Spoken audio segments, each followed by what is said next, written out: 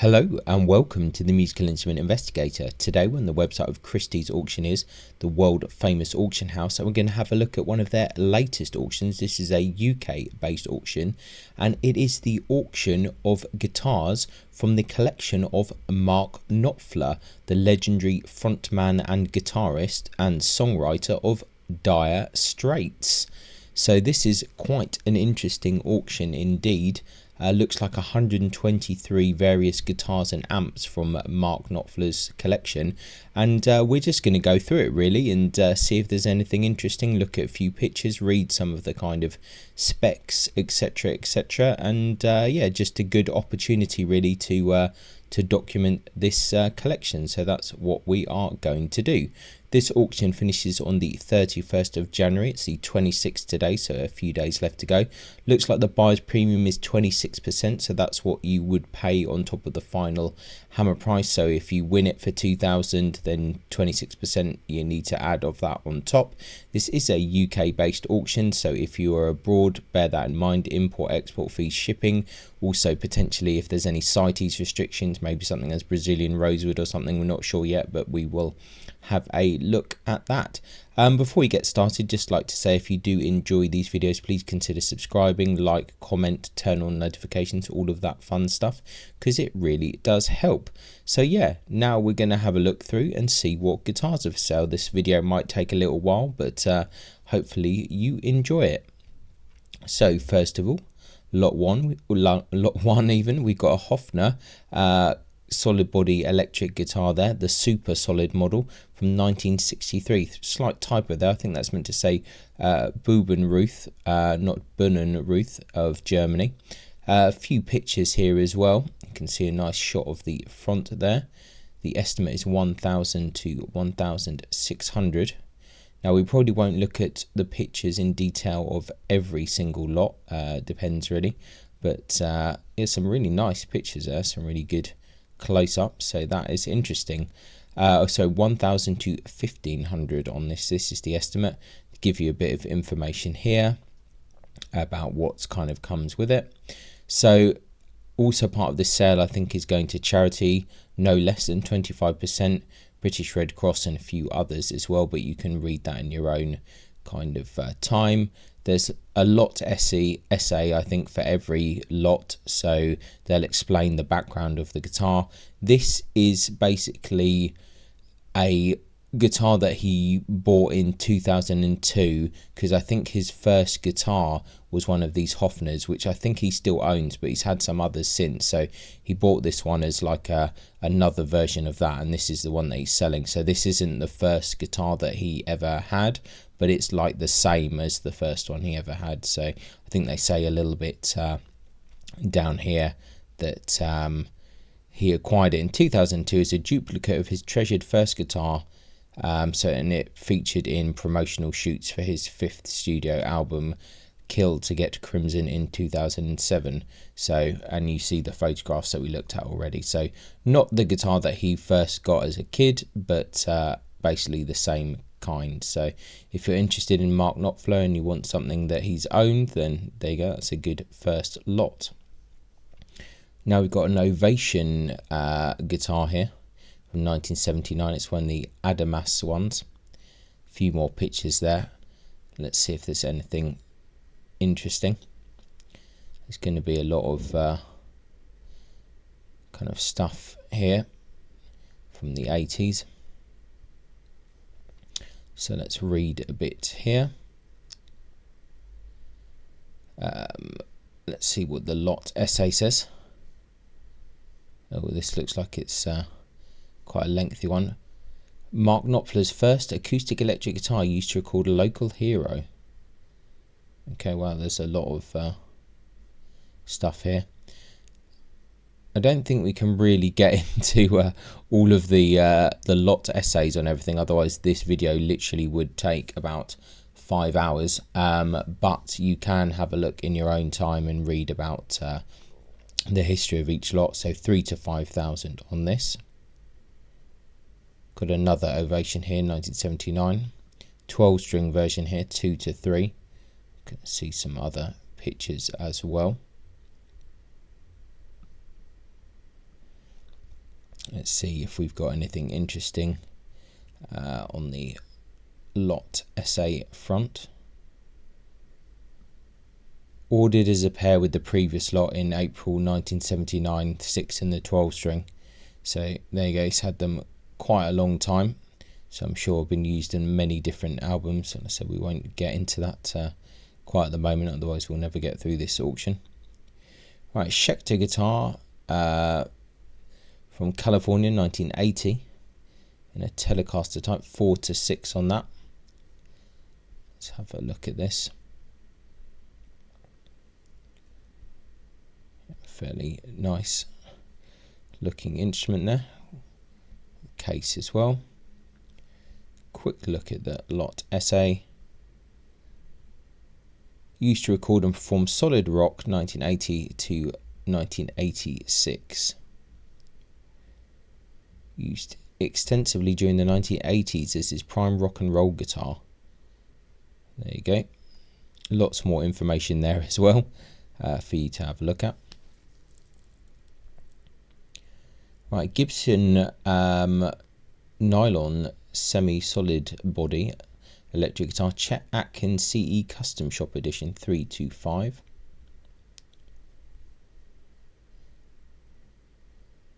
Got a few classic photos. Some of these photos look very familiar, so I think we've probably seen them before. Have a quick look at the Lot SA just to understand. Everything has got a lot of stuff going on.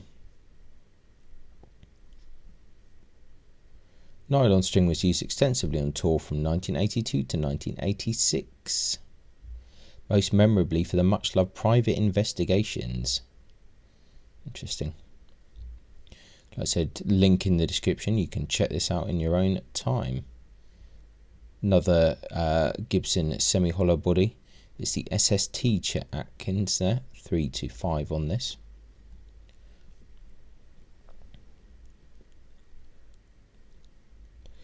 I said there is so much information here that could go on for a few hours just having a look at this. But we will have a look. Mark Knopfler received this Chet Atkins Custom Shop Edition SST as a gift from Chet Atkins himself. Okay, circa 1988. Really good. Mark joined Chet in Nashville in 1988 to record an instrumental duet with John Lennon's Imagine for Chet's 1988 studio album CGP. Okay, interesting. So there you go, that's a bit of an interesting bit of provenance on that lot, and not quite as lengthy as the other ones, which are arguably probably more important, but we can't spend forever on it. Fender guitar amp. Concert amp AA763 1963, 2-3 on this. Few pictures here. Let's have a look and see what they're going to say about this. Acquired circa 1978, this amp was used by David Knopfler in early Dire Straits rehearsals. Mark Knopfler has since kept the amp for studio use, often trying it for sound with different guitars, setups and songs. Okay, there's some other information there as well, but we can skip that for now. Another Schecter here from 1983, solid body electric guitar in the manner of a Telecaster, custom one there, 4-6. A few kind of pictures of him using it in various stages of the career. It's quite nice pictures, I have to say. Pretty impressive. You can see all the specs here as I'm scrolling down, so I won't read this all out. Another long one there. Mark Knopfler's rhythm guitar used to record and perform Walk of Life 1984 to 2015. Okay, a little bit of information here as well. Generally, I end up using the same guitar on the road that I used in the studio, because in the long run, if I recorded with it, it has the best voice for that song. Fair enough, it's quite logical. Right, Rudy Pencer by John Schur, New York, 1984, solid body electric guitar, R custom, 4-6. Interesting there. Quite a few pictures. That's an interesting purple there. Bob Dylan there with Dire Straits. John Suhr and Rudy Pencer then, 1985. Quite a cool looking guitar actually, that one, with the some other bits as well. This one comes with quite a lot of stuff. Right, I can imagine that this is going to have a ridiculous lot essay as well. Let's have a look. Having purchased several pre-assembled Schecter kit guitars from Rudy Pencer and his in-house custom shop builder John Suhr through the early 1980s, Mark Knopfler commissioned John Suhr to custom build a synth guitar to work with his new Synclavier system in early 1984. Okay, I'm sure that this is going to be used for lots of interesting stuff, but we won't kind of read into that too much. Okay, Gibson guitar there. Solid body electric guitar, Les Paul Standard 59 reissue from 1983. Pictures there. There you go, Dire Straits, Money for Nothing at Live Aid, so there you go, that's a bit of interesting connection there. Really great opportunity if you are a Mark Knopfler fan, for certain. Okay, well, 10 to 15 on that one. Let's have a look at the lot essay.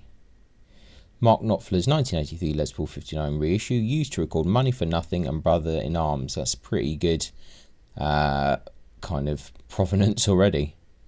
So, without doubt, one of Mark Knopfler's most recognisable instruments, the Les Paul 59 reissue is synonymous for so many with that riff, that cowboy shirt and that headband. This is the Brother in Arms and Money for Nothing guitar.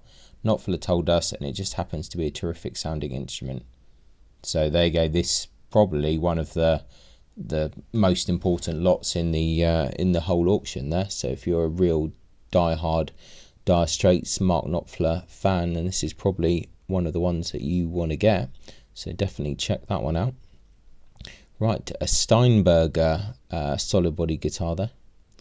Transposing tremolo electric guitar, GL2T from 1985. These were quite popular in the 80s, 3 to 5 on this one. Let's have a look at the pictures there. Just feels like every single picture there of Mark Knopfler is like quite iconic, really. Let's have a look what the lot essay says. Well, another thing. It's a great guitar for touring. It's strong as a truck. Okay, fair enough. Acquired directly from Steinberger Sound Corporation, both Mark Knopfler and guitarist Jack Sony took receipt of their Steinberger GL2Ts just before Dire Straits' 12-month Brother in Arms tour kicked off in April 1985. Okay.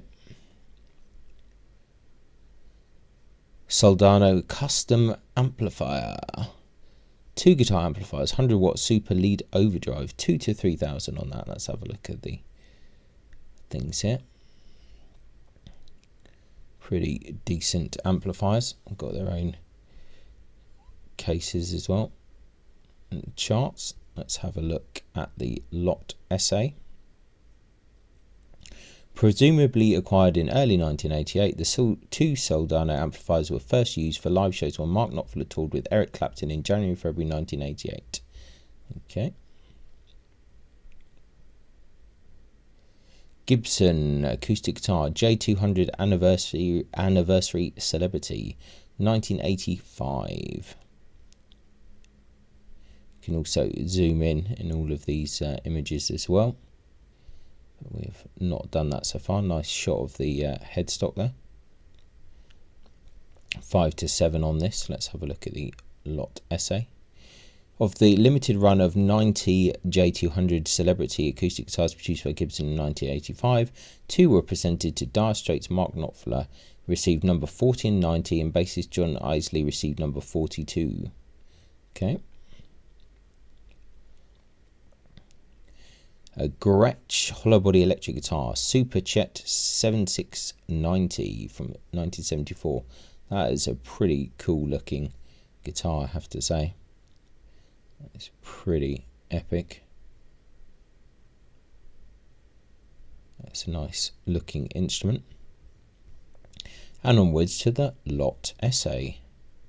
Chet Atkins presented this guitar to Mark Knopfler to thank him for travelling to Nashville in September 1984 to play on his 1985 album Stay Tuned.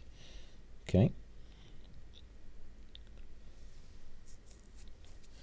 Right, a Gibson hollow body electric guitar, ES175N. This has got endangered protected species there, so CITES restrictions there, 7 to 10,000 on this. Nice model of guitar.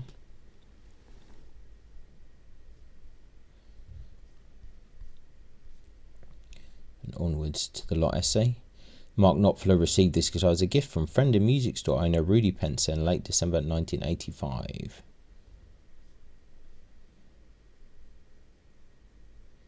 Right, another Gibson here, hollow body electric guitar, ES350T, another endangered species warning from 1958. So far some nice guitars there. Picture of Chuck Berry there. Let's see what the lot essay says. Specifically searching for a Gibson ES350T model as played by one of his earliest musical influences, rock and roll legend Chuck Berry, Mark Knopfler purchased the guitar from Rudy Pencer in the mid-1980s. Okay.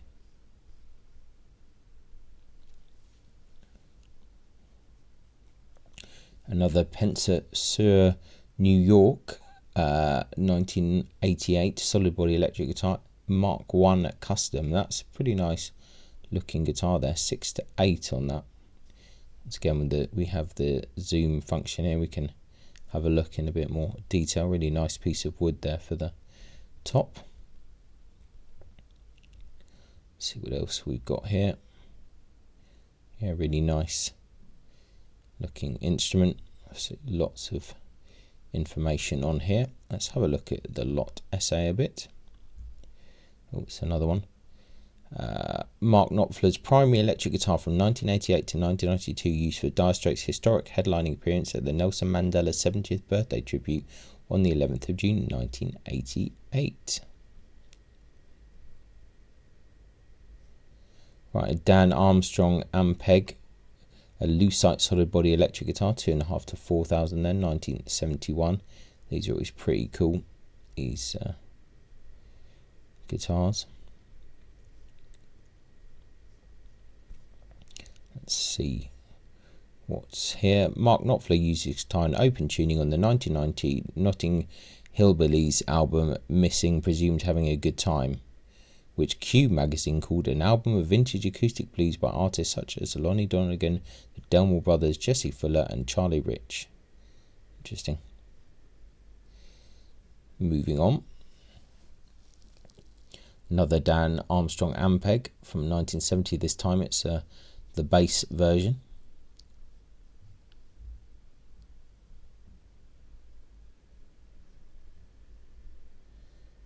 $1,500 to $2,500. I presume all of these things are going to sell for way over the estimate. Lucite bass was purchased as a pair to the previous lot from Lark Street Music, New Jersey in January 2004. So some of this stuff he hasn't had that long, to be fair. Fender solid body electric guitar, the 12 string from 1966, Fullerton. 5 to 7 on this one.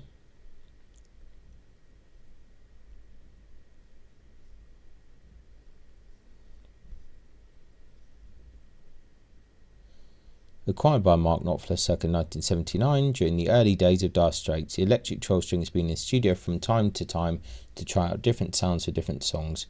Although Knopfler doesn't recall using it on a Dire Straits recording, the 12 string was used during recording of the Charlie Rich song Feel Like Going Home on the 1990 Notting Hillbillies album. Missing, presumed having a good time.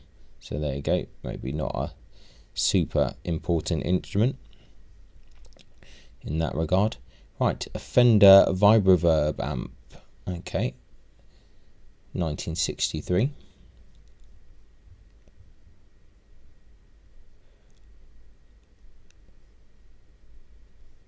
Let's have a look here. Acquired in 1989, Mark Knopfler used the Fender Vibroverb extensively during recording of the 1990 Notting Hillbillies album, so same as some of the other stuff. Another Gibson, a hollow body electric guitar, custom L5CES from 70 or to 72, something around that kind of way.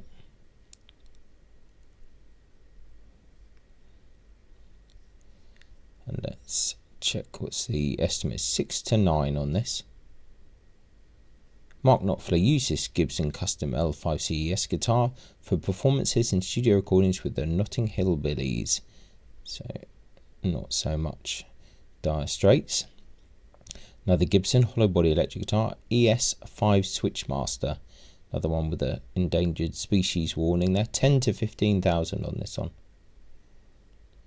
We're getting a bit more pricey. Let's have a look what they say. Acquired circa 1990, Mark Knopfler kept this guitar for occasional home and studio use. That's good. I like it when it's a little bit less there.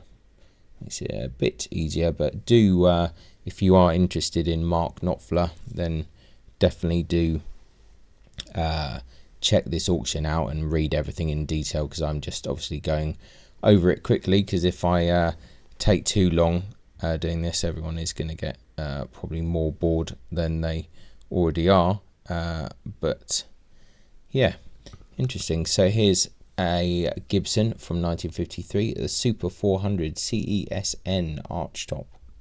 Let's have a look at the more pictures here. Great looking guitar. So look at that beautiful back there. Really nice looking guitar there. So far I think quite like this collection. There's nothing I'm overly against. It's another one. The Style Super 400 was introduced by Gibson in 1934. Okay, we can ignore that. Of the 3 Super 400s Mark Knopfler acquired in the mid-1980s from Pete's Guitars in St. Paul, Minneapolis, the CESN model with Alnico pickups was his favourite, used periodically on stage in the studio through to the mid-2000s. Okay. Another Gibson. This is a Super 400 CESN. This must be one of the other ones literally just mentioned, so we can probably, nice kind of quilted, almost like bird's eye kind of on the back, the maple there. It's really quite nice. Some of these are really beautiful instruments. I'm going to assume that this is going to be the same as what we just read. Yeah, there you go. It's the same thing, but just a little bit less information. Here's the other one. Here's the third one. That's pretty similar. 12 to 18 on this one. Oh wow, yeah. It's slightly different. Yeah, another nice looking guitar there. So yeah, interesting. Let's actually just check what the estimate was on the other one. It's 8 to 12. Yeah.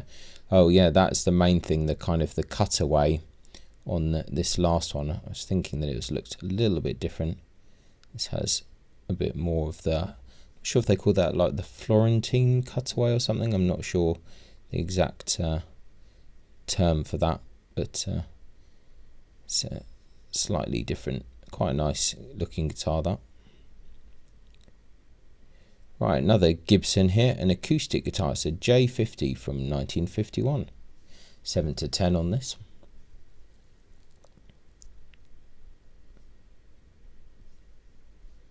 I'm sure if you're a Mark Knopfler fan, you probably recognise all of these.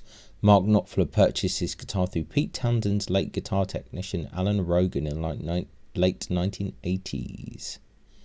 Okay. A Jose Ramirez of Spain, 1990, an electric classical guitar, 3 to 5,000. Okay.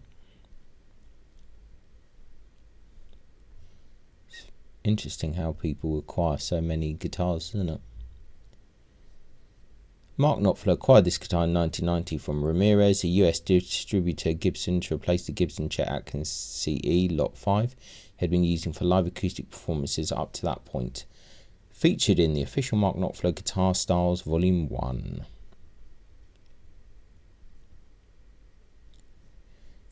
Stephen Kearney, Australia, 1991. Acoustic guitar, custom made for Mark Knopfler. Looks like a kind of parlour guitar. Maybe with like the kind of Martini Washburn kind of influence there. Let's read the lot essay.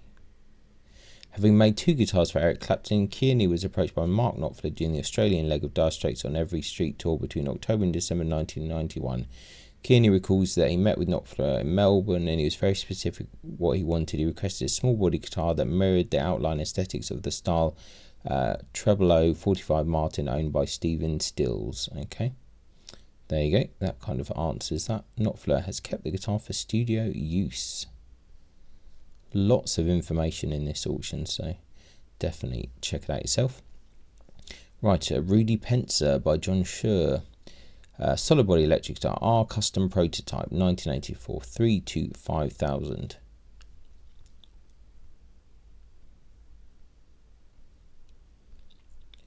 Quite a vibrant colour there.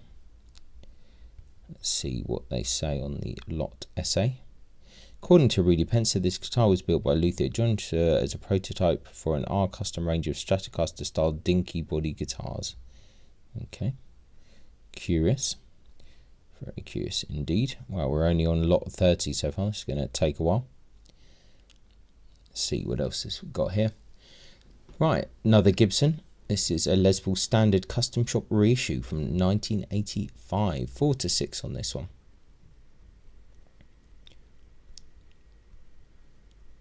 So we're just keeping a bit of a record of the sale by just looking at a few pictures. Gift from Gibson Custom Shop. This one-of-a-kind guitar was delivered to Mark Knopfler in the late 1985 with a very special feature. The serial number was matched to his date of birth. Okay, interesting. Yeah, that's quite curious. Right, Pencer Custom Guitars, 1993. Solid body electric guitar, Pencer Custom.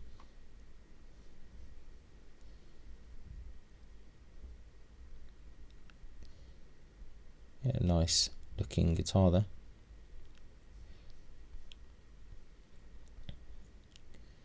According to Rudy Pencer, the genesis of this exquisite guitar was a singular discovery in an old saxophone repair workshop on the upper floor of the historic building at West 48th Street in New York, where Rudy's music shop opened in 1978. Rudy recalled that when the saxophone workshop shut down in the early 90s, they left behind an old block of wood that had been used for many years as a platform for washing the instruments. As Rudy bent to lift it, the block of wood, he found that it was so unexpectedly light for his size that he almost smacked himself in the face with it.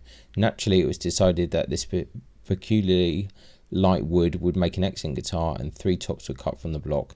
When the wood was cut, it was found to be a stunning flame redwood that appeared to be at least 200 years old. Rudy had his workshop build 3 custom guitars with the flamed redwood tops and mahogany backs, one of which was acquired by Mark Knopfler in 1993.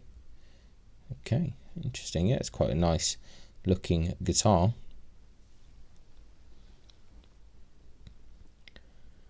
Okay, moving on, if the internet allows us to continue. It's probably thinking that it's had enough of guitars at this point. Wow, this is pretty interesting. Pencer Custom by Masanobu Hino, New York, 1996. Yeah, custom guitar here. That's pretty crazy. Interesting looking top there. Is that looks almost like, is that walnut or koa or something? It's kind of a bit hard to see. Nice looking guitar. Pretty unusual shape. So yeah, interesting. According to Rudy Pencer, the guitar was one of a number of prototypes made for a Pencer custom jazz model by Luthier Masanobu Hino. Okay. Sent it to Mark Knopfler as a gift in 1996. Let's see. Doesn't seem to say what the actual wood is on there. That's unfortunate. But yeah, really interesting looking model that is. Right. The Fred Gretsch Manufacturing Company, Brooklyn, New York, 1967. I like the way that they're labelling these lots. Right, it's a hollow body electric guitar. Chet Atkins Country Gentleman Style 6122, 4-6 on this. Was it a gift from Chet Atkins? That is the question. Guess it's quite possible, because he gifted him a few things already. Let's check the lot essay. Mark Knopfler acquired this guitar circa 1990 when he and Chet Atkins stopped by Rudy's Music Shop on 48th Street in New York City one afternoon during the promotional tour for their 1990 album Neck and Neck. Okay.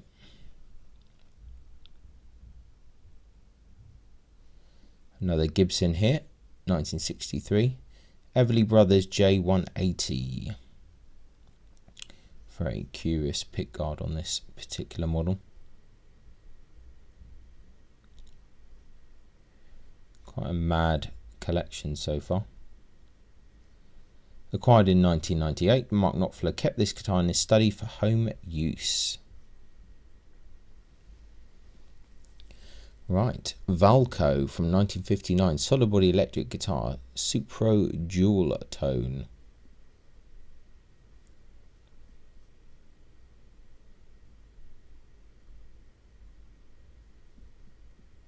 Pretty cool looking instrument, to be fair. Having mentioned that the Supro dual tone was just like the guitar he had growing up, Mark Knopfler received this guitar as a gift from mastering engineer Denny Purcell of Georgetown Masters in Nashville. Interesting. 800 to 1200 on that, so a bit more budget friendly. Right, okay. Resonator guitar, Dobro Duolian from 1995.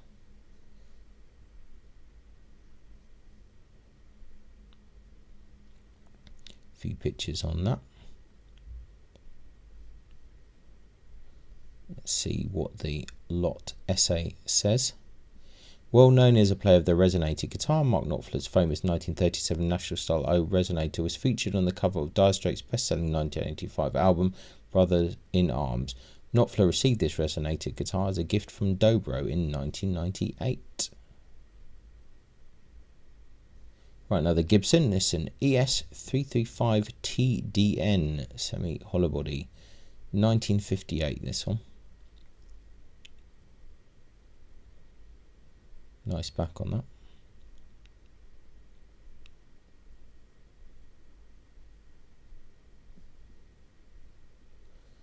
Okay, wow, 60 to 90,000 on that. That is pretty crazy. Let's check the lot essay. Mark Knopfler first played the Gibson ES335 on Bob Dylan's 1979 album Slow Train Coming in an attempt to achieve a bluesier sound. I was asked to do that, Knopfler told Guitar Player magazine in 1984. Okay, interesting. Mark Knopfler, this is a holy grail 335 Gibson because the blondes like this are pretty few and far between. These are like hen's teeth. It's a great blues guitar and rock and roll guitar.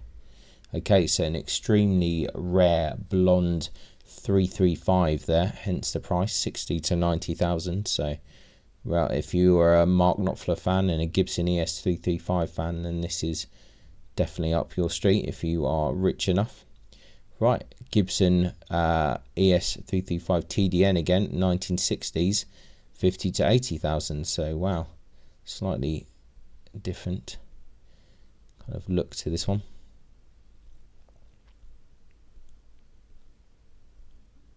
Some really classy photos here. Let's check the lot essay on this. Mark Knopfler purchased this guitar from Rudy's Music Shop on West 48th Street, New York in March 1999. Okay. Let's continue. Right, a Marshall JTM 45 Mark II, 1965-1966. 3 to 5,000 on this.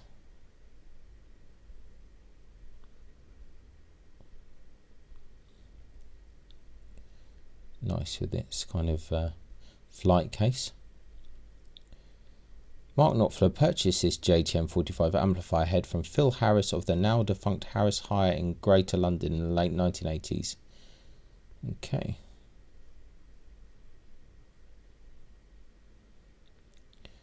Right, a Martin here. So D42 from 2000, so fairly modern, 4 to 6 on this. Let's see, well, it's definitely been using it for something.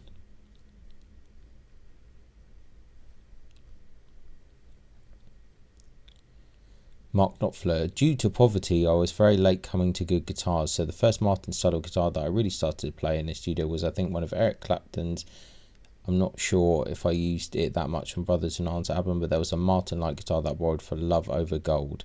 It belonged to a session guitar player in New York. I was slow to actually get into the sharp end, and I didn't really get my first. I didn't get anything for a long time. The first Martin that Mark Knopfler was seen playing on stage was this beautiful D42. Interesting. 4 to 6 on that.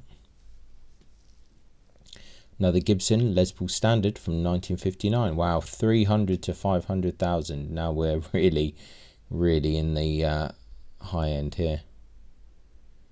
So I expect quite some interesting information on this one. Not to essay. Oh, here we go. This is a killer. A guitar like this will spoil you. One of two late 1950s Les Paul standards owned by Mark Knopfler for well over 20 years. This treasured vintage instrument was a holy grail acquisition, even for a seasoned guitar hero. Okay, interesting. Well, I'll let everyone else read that themselves about this story, but this is obviously, yeah, like I say, a holy grail Gibson Les Paul here. So, and also Mark Knopfler Association, so pretty impressive. Another Gibson here.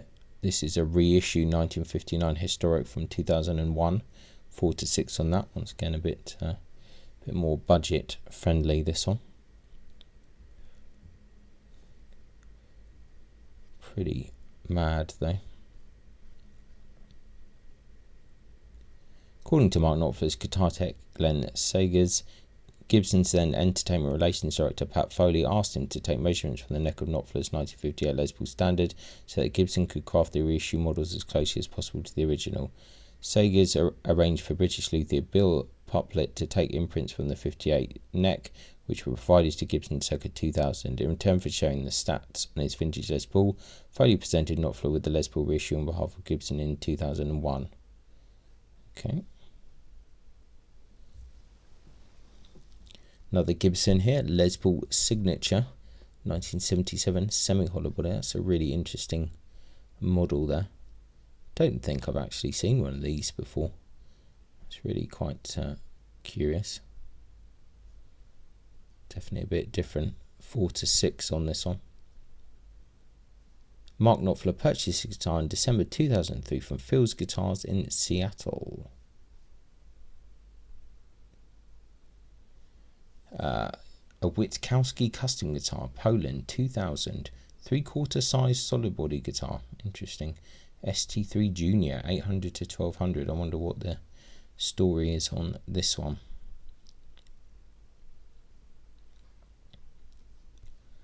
Let's have a look at the lot essay.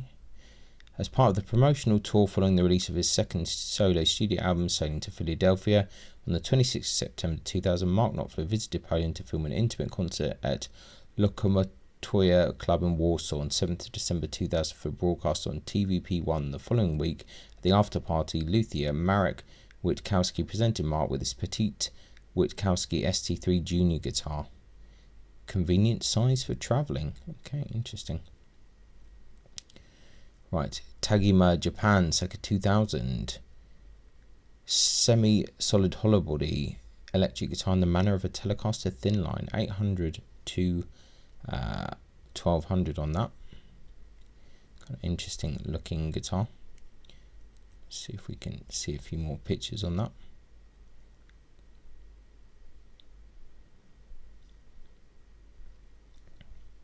Let's have a look at the lot essay. Received as a gift in 2001, Mark Knopfler has kept this guitar for occasional home use. Ooh.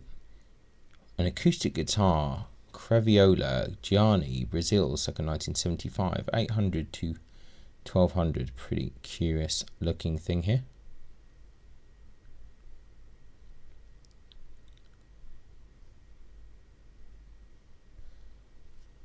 Let's check that. As part of the promotional tour following the release of his second solo studio album sailing to Philadelphia, Mark Knopfler appeared on the Brazilian television show video show on 20th of November 2000. The host, Herbert Viana, Brazilian singer-songwriter and guitarist with the rock band Os Paralamas do Sucesso, presented Knopfler with his vintage Giannini guitar from his own collection. Okay. A Hagstrom electric guitar, the Swede model from 1971, so an original one, 800 to 1200.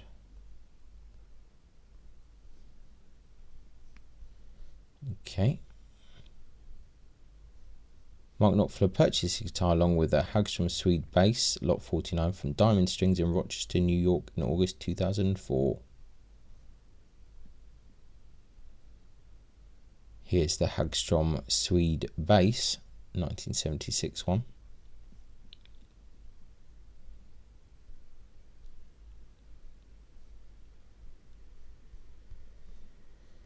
Check, this is going to say exactly the same. Yep.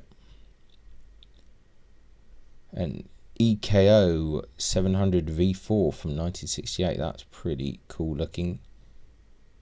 That is crazy Italian stuff. 1200 to 1800 there.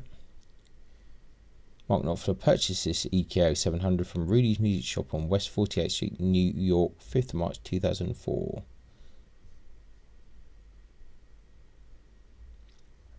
Another EKO there, this time the 500 model from 1968.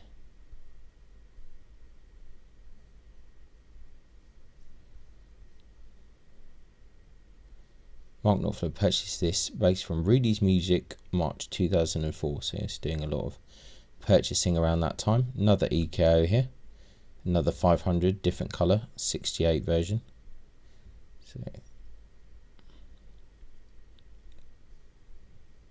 and I presume that this is going to be purchased from the same place.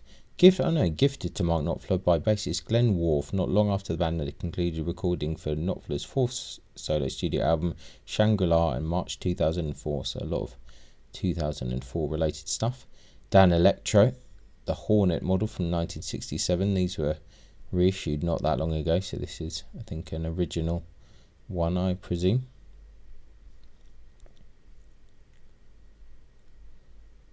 Mark Knopfler purchased the guitar in August 2004 via bassist Glenn Worf.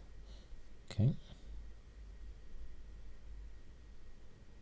Another Dan Electro Hornet 1452 Silvertone, circa 1970.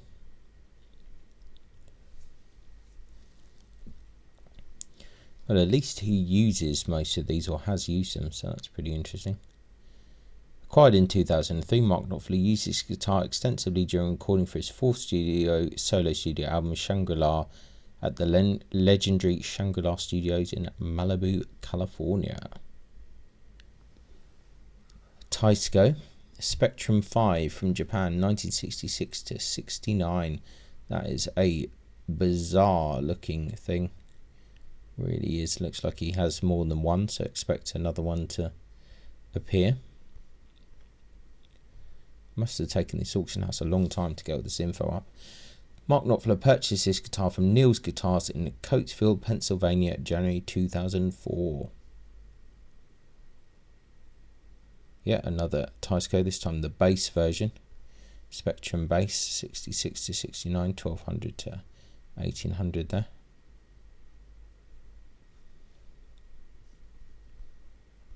Let's see what the lot essay said. Purchased this bass January 2004 from Fat Dog Subway Guitars in Berkeley, California.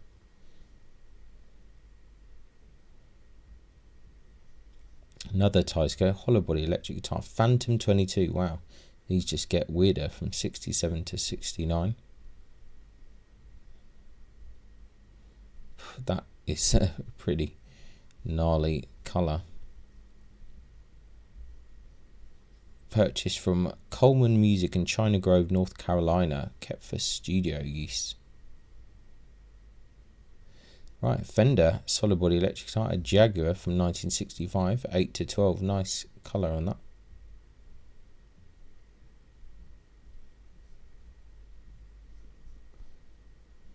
Okay. Mark Knopfler purchased a guitar from Rumble Seat Music in Ithaca, New York, January 2004. Another Gibson Country Western from 1955, acoustic.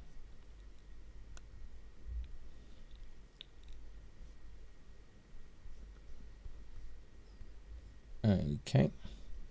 Mark Knopfler purchased this guitar from Mandolin World Headquarters in Richmond, Virginia in 2004 for home use. So definitely 2004 was a big year for buying guitars, it seems. Right, Gibson ES335 TDN 59 Historic from 2005. So 2 to 4,000 on this, so he couldn't have bought this one in 2004, we assume. A representative from Gibson delivered this guitar to Bray Studios in Berkshire as a gift for Mark Knopfler on the last day of rehearsals for the Shangri-La tour in early 2005, so not far off 2004. Another Gretsch here, Chet Atkins 6120 from 1957, 8 to 12 on this one.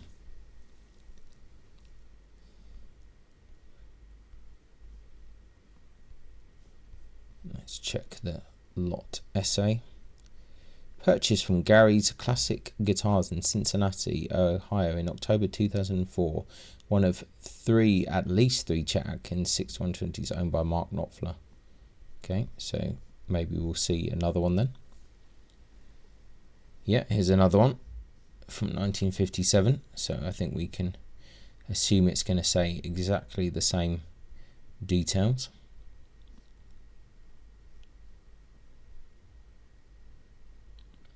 Okay, this time a K mandolin from 1960.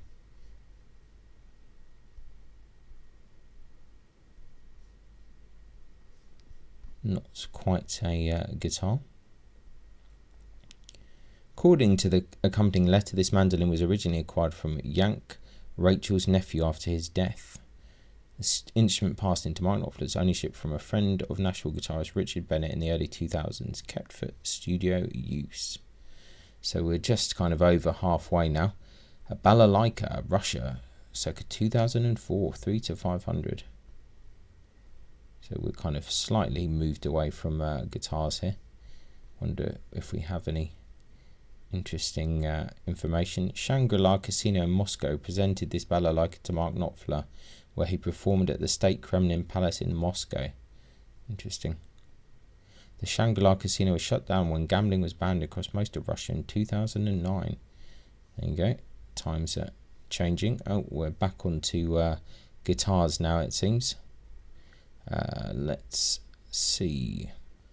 Okay, so we have a solid body electric guitar, probably made in the US, in the manner of a Gibson Flying V. So not a Gibson Flying V, but in the manner of.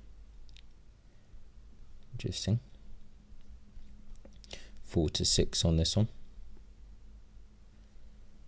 Bobby Salomon, the brother of Mark Knopfler's ex-wife Lourdes Salomon, sent this singular guitar as a gift in 2005, anticipating that Mark would get a kick out of it. Okay. Another Gretsch here, Chet Atkins Tennessean style 6119.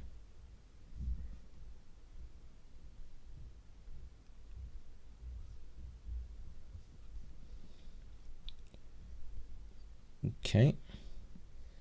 Mark Knopfler acquired this guitar in 2005. Another Gibson Les Paul Special, 12 to 18,000 on this. Is from 1958. Some nice pictures there. And Mark Knopfler purchased the guitar from Gary's Classic Guitars in Cincinnati, Ohio in November 2005.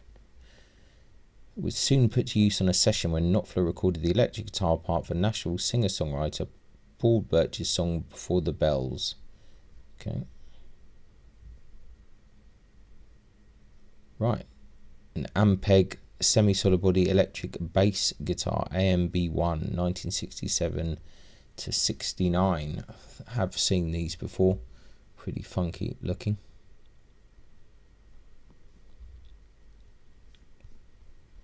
Let's see. Mark Knopfler purchased this Ampeg bass via bassist Glenn Wolfe in 2005. Another Ampeg there. An AMUB one this time from 1968. 3 to 5 on this. Interesting kind of scrolls on those. Let's have a look at that lot essay. Acquired as a pair to the previous lot.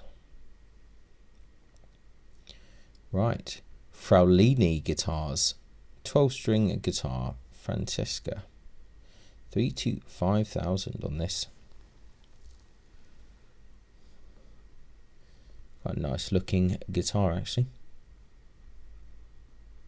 Mark Knopfler purchased this hand-built guitar from luthier Todd Cambio of Fraulini Guitars in 2007.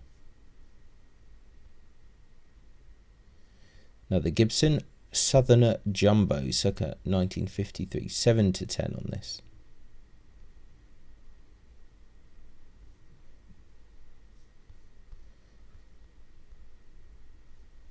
With the much-loved 1953 Gibson Southerner Jumbo already in his collection, Mark Knopfler purchased this second example from Gary's Classic Guitars in Cincinnati, Ohio in June 2007.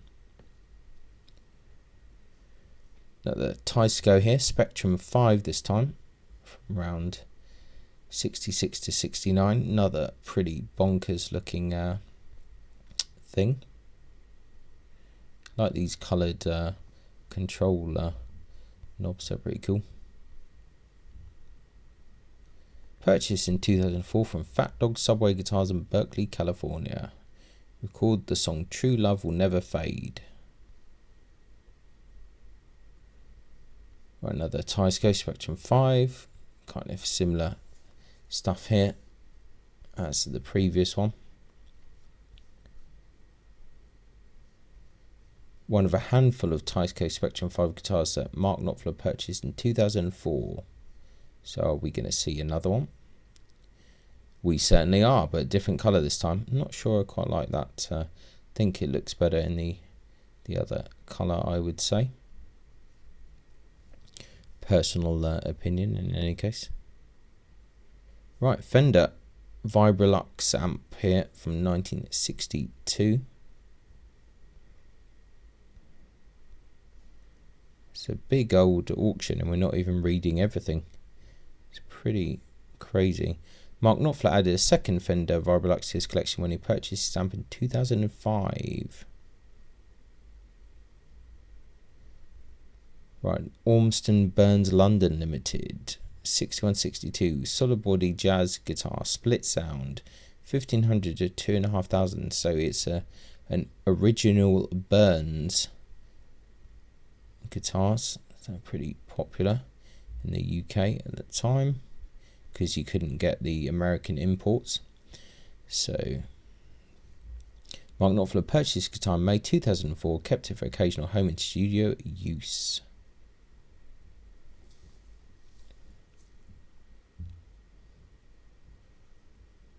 Let's see what we've got up next.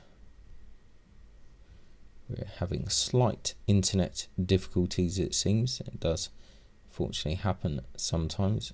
It's the way things go. Another Burns here, jazz guitar split sound, 1965, so a little bit later. Maybe a bit more of a desirable colour. Let's have a look here. Purchased guitar from the New York Spring Service in Brooklyn, New York, January 2006. Home and studio use. A Guild here. Starfire 2 Emerald Hollow Body. 1961. Really like this colour green, is amazing. Really nice wear on that. 2,500 to 4,000 on that. Purchased this guitar from Rumblesync Music in Ithaca, New York in April 2005. Another Guild Starfire 3 in emerald, say 1961. He seems to like this emerald colour.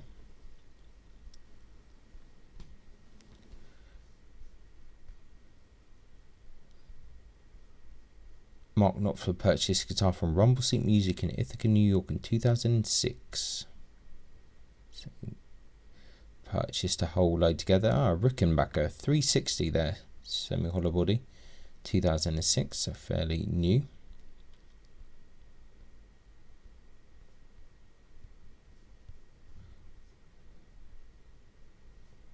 Purchased this from Soundstage Studio in Nashville, Tennessee, October 2006. Okay. A Watkins 1965, yeah, Rapier 33. Yeah, interesting. It has one of these 1,000 to 1,500. These are probably, I don't know if this has some kind of sentimental kind of reasons, because I don't think these are not really the greatest of guitars. Gifted to Mark Knopfler by a long-term friend and fellow musician, 2000. Another Watkins, but the bass version here, a Rapier bass, 1965.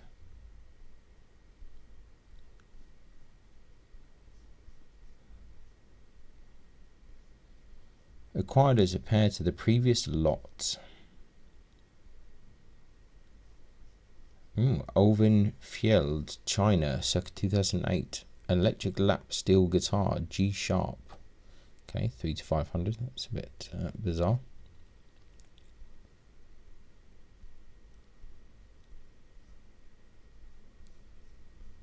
Okay, let's have a look what they're saying about this. Before the show in Oslo in 20th of April 2008 during the Kill to Get Crimson tour, Ovin Fjeld presented Mark Knopfler with 2 short-scale G-sharp guitars. Okay. Another one here is the other one here. 3 to 500 on that.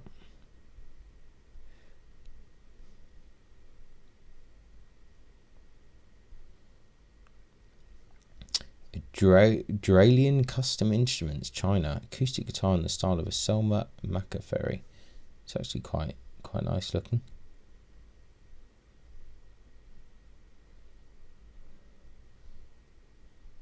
Yeah, it looks quite a nice looking guitar. I really like this tailpiece. That's pretty cool.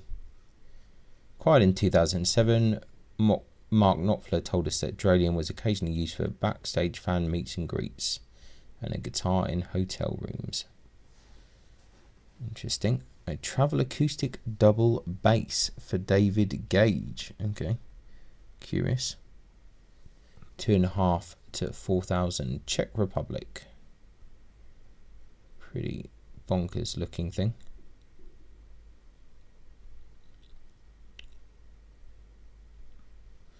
I feel like I've seen something like this recently. Don't know why.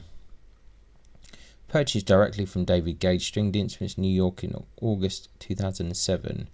Acquired this travel acoustic double bass for use at live promotional shows. Okay.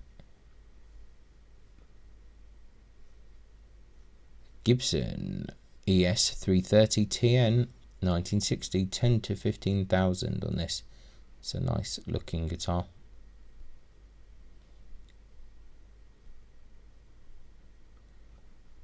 Yeah, very interesting. Mark Knopfler purchased this 1960 ES 330 from Fretted Americana in Calabasas, California, in May 2008 as a companion to his first 1960 ES 330. Ooh, a Travis Bean TB1000 Artist Series 76 to 1977, 7 to 10,000. Nice. This is really nice. These are quite expensive anyway, so that cost does not surprise me. Yeah, nice looking instrument. Big fan of these. Previously owned by Status Quo's Francis Rossi, Mark Knopfler acquired this guitar in January 2008 from Phil Harris Agency. Reportedly, Rossi used the guitar to record the Status Quo single Accident Prone from their 1978 album If You Can't Stand the Heat. Rossi said of the guitar, bought in England, early 70s, used on Accident Prone single, high output, once warmed up, plays well, end up like the Hunchback of Notre Dame after an hour of playing. Yeah, there's some of these aluminium guitars are just ridiculous on the weight, but yeah, that's a really cool guitar, very nice. Right, another Gibson, an acoustic guitar, Dove from 1965, 4,000 to 6,000 on that.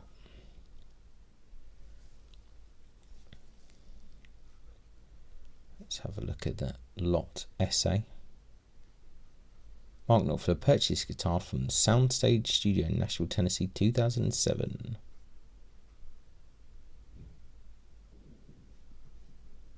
Right, Martin, CF Martin, 0030, Elephant Ivory on that, okay. Oh, 1970s, one of the really old kind of parlour ones. Not as valuable as some of the later models, but yeah, nice, interesting guitar.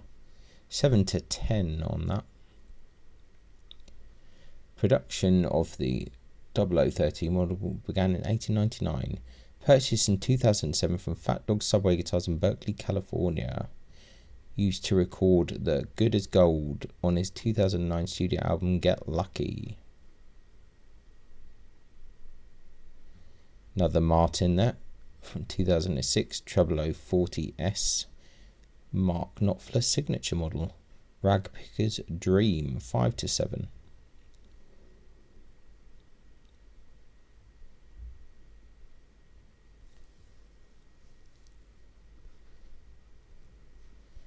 And let's have a look at the lot essay.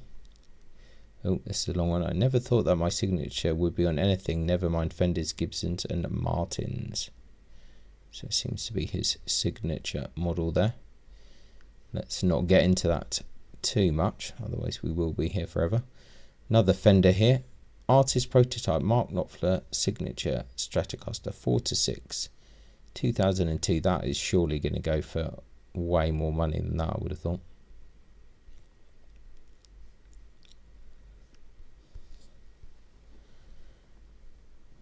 Right, yeah, another one.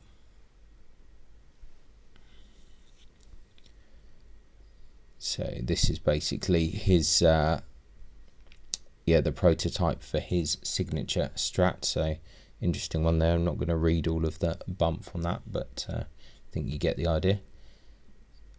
Mark Knopfler signature Strat. This looks like probably a production run one from 2013.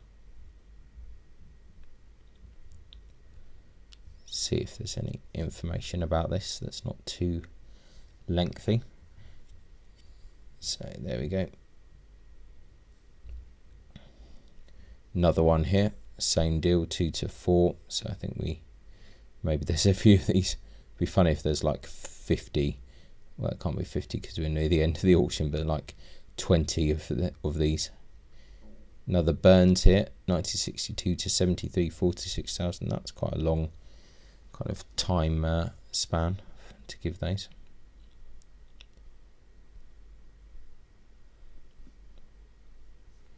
Let's have a look at the lot essay. After specifically searching for a white bison, Mark Knopfler purchased this rare guitar from Music Ground Limited in Doncaster, England in October 2007. Another Burns 1963 Bison bass guitar. He does like the Burns guitars. Quite interesting. They're quite an acquired taste, I think, these Burns guitars. Acquired in 2007, same as the other lot. Harry Janssen, Amsterdam, 2005. Semi-hollow body electric guitar, 2.5 to 4,000. Interesting. Yeah, curious looking thing. I have a feeling that this guy makes double basses as well, this maker. Mark Knopfler received this guitar from a fan in 2010. Study or home use. Reverend guitars from 2010, the Buckshot.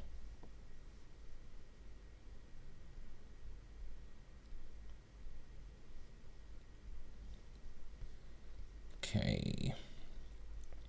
Guitar was presented to Mark Knopfler by Ken Haas from Reverend Guitars at the show in Ann Arbor, Michigan, 2010. Ampeg here. Reverb Rocket R12R from 1962.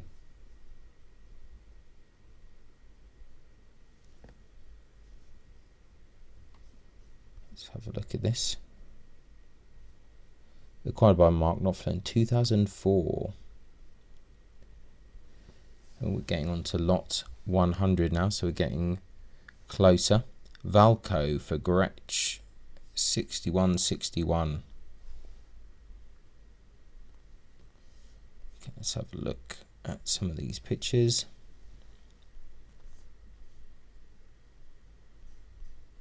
$800 to $1,200 here. Mark Knopfler purchased this amplifier at a guitar show in Nashville in the early 2000s. EKO for Vox, 1960s. The Vox Phantom bass guitar. I do see these every now and then.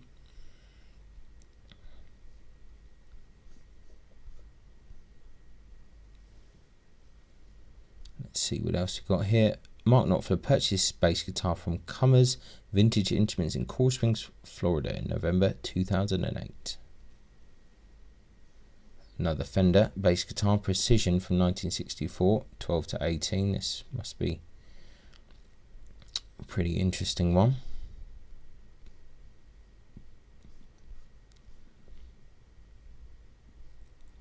Acquired by Mark Knopfler in 2004. To use by the bassist employed on his early promotional tours.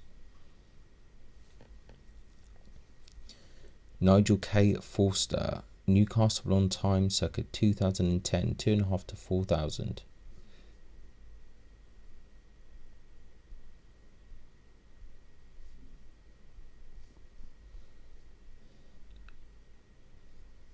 Nigel Forster trained under English guitar maker Stefan Sobel from 1988 until late 2003 before launching his own workshop in 2004. Acquired from Nigel Forster in 2010. Kept this guitar for home use.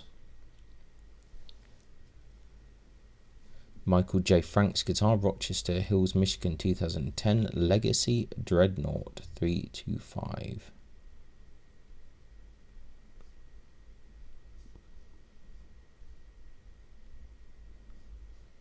Received this guitar as a gift from former GT driver Nicholas Springer in 2011 for home use.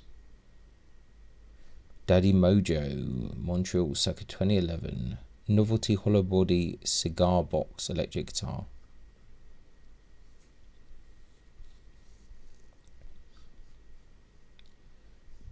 $400 to $600 on that. Built to his custom specification, Mark Knopfler purchased his cigar box in 2011. Played it during rehearsals for 2011 Bob Dylan with Mark Knopfler tour. Fender here, Mark Knopfler signature again, 3 to 5. This one a 2010, so I think we can probably know what the deal is with these.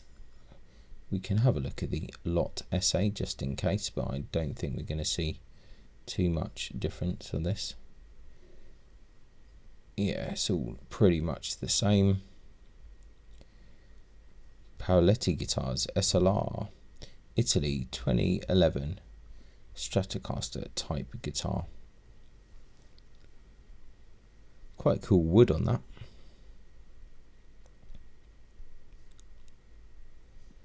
Nice scratch plate there. Guitar was gifted to Mark Knopfler in 2012 by Fabrizio Paoletti and Roberto Pedrazzi. Okay, what's this? Something about the body. 150-year-old Tuscan chestnut wine barrel dated 1850, used for the body. Interesting. John Page, Japan, circa 2015. John Page Classic, 800 to 1200.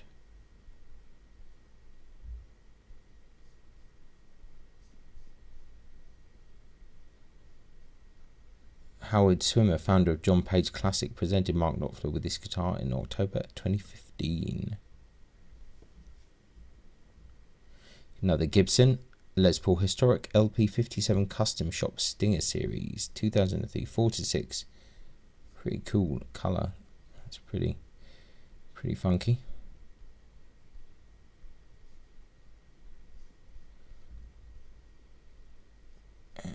Mark purchased this guitar from Rudolph Prankel of Guitar Relics of NY in Bethpage, New York, 2005. Pensa Custom Guitars by Makoto Noguchi, 2015. Pensa Mark 90 Custom. It's again a nice looking guitar here.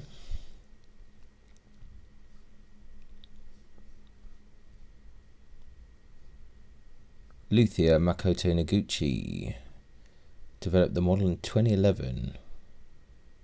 Okay. Froggy Bottom Guitars, Vermont P12 Deluxe Parlor model. 8-12 on this. Pretty curious outline. Mark Knopfler received this acoustic parlor guitar as a gift from former GT driver Nicholas Springer in 2014. He likes giving gifts, that person. Don Grosch, 2014. Electrojet, solid body.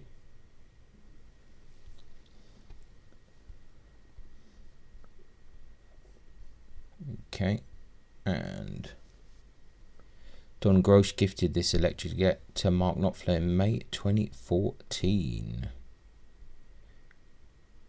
Pensa Custom Guitars, Makoto Noguchi again. It's a bass J4 Custom.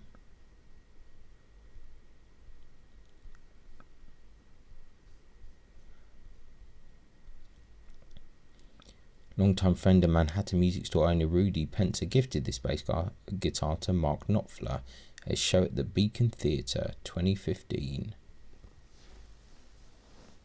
Stefan Sobel Hexam Martin Simpson model acoustic guitar. Martin Simpson, obviously famous guitarist in his own right. Let's just see. Okay.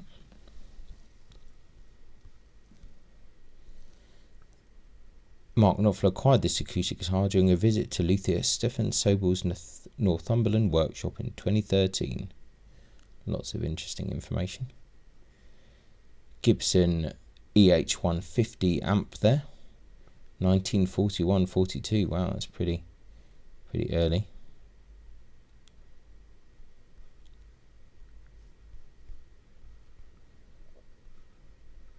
Mark Knopfler purchased this amplifier from Hoboken Vintage Guitars in Hoboken, New Jersey, 2004.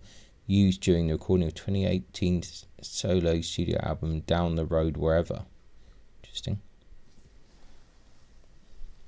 Gibson amp there, BR9 from 1948. Another interesting amp there.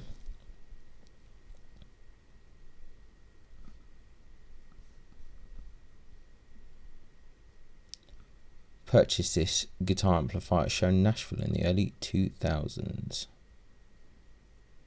Martin D28 from 1951, 12 to 18,000 on this.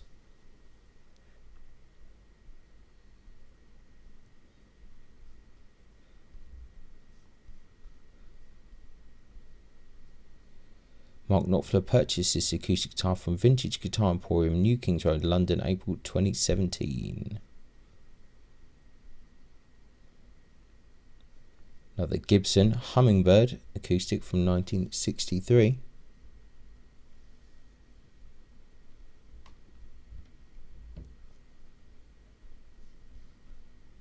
Let's have a look at that. Mark Knopfler purchased this acoustic guitar from Rudolph Prankel of Guitar Relics, New York, October 2005. Getting closer to the end of the auction now. Okay, so we've got another Gibson here. Got a Les Paul Jr. from 1957. Got 8 to 12,000 on that one. Let's have a look at the images of this. Okay, see if there's anything interesting on here. Mark Knopfler acquired this guitar from Nationwide Guitars in Columbia, Maryland in December 2005. Okay, right, another Les Paul Jr. from 1958, this one 8 to 12 on this.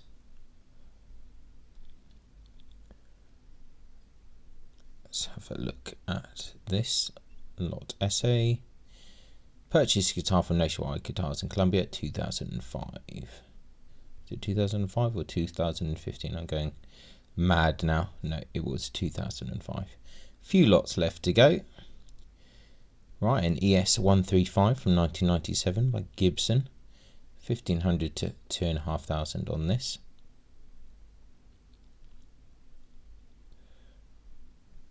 Nice red colour. Let's have a look at the lot essay. Acquired in 2018, Mark Knopfler tried this guitar during the recording process to get an idea of the sound of where it might fit in a particular song. Never made it onto a record. Another Fender. This is a twin amp. 1953. Very nice.